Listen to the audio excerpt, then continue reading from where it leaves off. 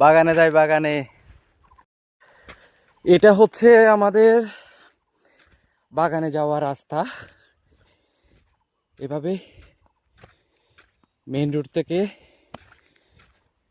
1 কিলোমিটারের কাছাকাছি পথ আমাদেরকে পায়ে হেঁটে যেতে হয়। তবে হ্যাঁ, বাইক থাকলে ভালো, এবং বর্ষা মৌসুম ছাড়া অন্যান্য সময়ে গাড়ি আসে। আজকে জুনাইদ সে আরেকজনকে নিয়ে চলে গেছে বাইকে, সুতরাং আমার হেঁটেই যেতে হচ্ছে। ব্যাপার না, কালকে সন্ধ্যায়ও হেঁটে এসেছিলাম। হ্যাঁ, আচ্ছা, আমি আপনাদেরকে সুন্দর একটা ভিউ দেখাই আমাদের বাগানে যেতে। এই যে এই ভিউটা একটু দেখাই আপনাদেরকে। এটা হচ্ছে সেগুন বাগান ছিল, এর আগে সেগুন বাগান ছিল। সেগুন বাগান কেটে এখন আবার নতুন করে কলা বাগান করছে তারা। কলার চারা তারা রোপণ করেছে। কিন্তু কি আশ্চর্যের বিষয়, কলা গাছ এমন একটা জিনিস, দেখেন কোনো ধরনের এখানে বৃষ্টি নাই, কোনো ধরনের পানি নাই, কোনো ধরনের পানি না দেওয়ার পরও এত রুক্ষ সূক্ষ্ম মাটিতে জাস্ট কলা গাছটা তারা রোপণ করে দিয়েছে। কিন্তু এই চারাগুলো হচ্ছে টিকে গেছে। দেখেন এটা টিকে গেছে, এই এই যে দেখেন এটা টিকে গেছে, এই চারাগুলো দেখেন টিকে গেছে। কিন্তু মাটিগুলো আপনারা দেখেন, মাটিগুলো কত রুক্ষ সূক্ষ্ম, কত কঠিন। এরপরেও কলা গাছগুলো টিকে গেছে।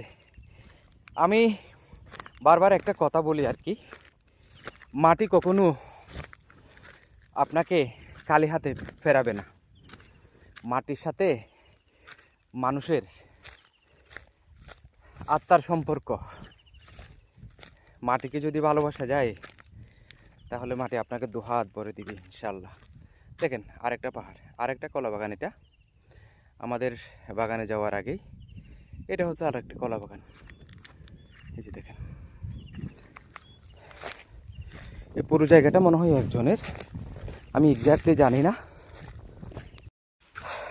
এই যে দেখেন, আমাদের বাগানে যেতে যেতে অনেকগুলো বাগান দেখা যায়। এখানে হচ্ছে আম বাগান দেখেন। এই যে এটা হচ্ছে আম বাগান। একটু আমি জুম করে দেখাই আপনাদেরকে। এই যে আম দেখেন, এই যে আম, এটা হচ্ছে আম বাগান, প্লাস হচ্ছে সেগুন বাগান। তবে এটা আমার মনে হয় এটা বাণিজ্যিকভাবে করা হয়নি। বাগানটা বাণিজ্যিকভাবে যেটা করা হয়েছে সেটা হচ্ছে সেগুন বাগান।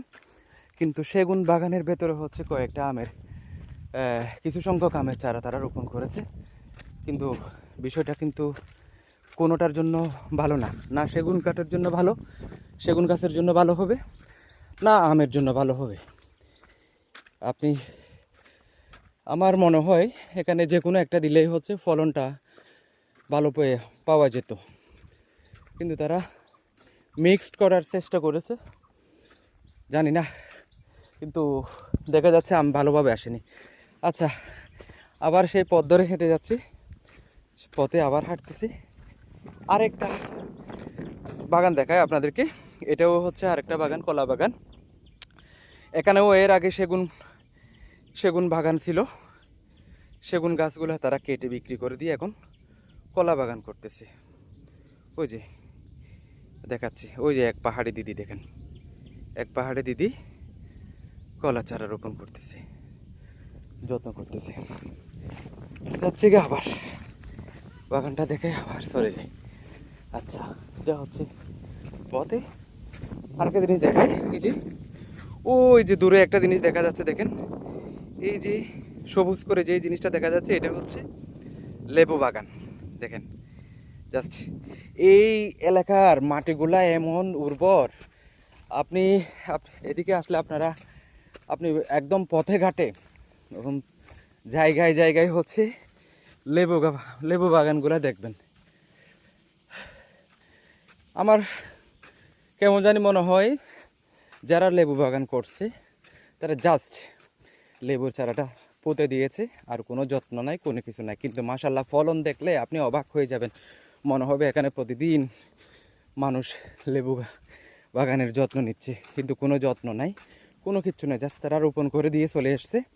এরপর হচ্ছে সময় সময় গিয়ে ফলনগুলা নিয়ে আসতেছে। এই যে এখন দেখেন বিশাল হচ্ছে আবার সেগুন বাগান প্লাস হচ্ছে কলা বাগান, এটা হচ্ছে কলা বাগান, বিশাল বেশ সেগুন বাগান দেখেন। আচ্ছা, ঝিঝি পোকার আওয়াজ শোনায় আপনাদেরকে একটু, ঝিঝি পোকার আওয়াজ শুনেন। কি পোকা কি বুঝতে পেরেছে আমি তার আওয়াজটা নিতে চেষ্টা করতেছিলাম একটু আগে, তাই সে পোকাটা আওয়াজ করতেছিল, আমি নেওয়ার সাথে সাথে বন্ধ করে দিছি, আওয়াজ নেওয়ার সাথে সাথে। আচ্ছা দেখেন অনেকগুলা পোকা, আল্লাহ, এক এক পোকার আওয়াজ এক এক রকম, অনেকগুলা পোকা আওয়াজ করতেছে, মনোমুগ্ধকর না? অবশ্যই অবশ্যই। আচ্ছা এটা পুরোটাই হচ্ছে সেগুন বাগান, আবার ওই যে ওখান থেকে শুরু হয়েছে, এই পুরা পথ দিয়েই হচ্ছে আমাদেরকে যেতে হয় হেঁটে হেঁটে, বাইকে একটা নিতে হবে রে। এই যে দেখেন আবার সেগুন বাগান, আপনি যেদিকে যাবেন এখানে মানে পাহাড়গুলা হচ্ছে কোনো ধরনের খালি পাবেন না, হয়তো সেগুন বাগান, নয়তো কলা বাগান, হয়তো লেবু বাগান, নয়তো আম বাগান, নয়তো লিচু বাগান, নয়তো পেঁপে বাগান আছে, মানে একটা ডাইমেনশনও আছে, মাল্টি ডাইমেনশনাল কাল্টিভেশন হয় এখানে। আচ্ছা এই যে আবার পথে চলে আসলাম, এতক্ষণ তো সেগুন বাগান দেখাইছিলাম, আবার এই যে এই পথটা দিয়ে হচ্ছে আমাদেরকে হেঁটে হেঁটে যেতে হয়, অথবা বাইক থাকলে তো ভালো। আচ্ছা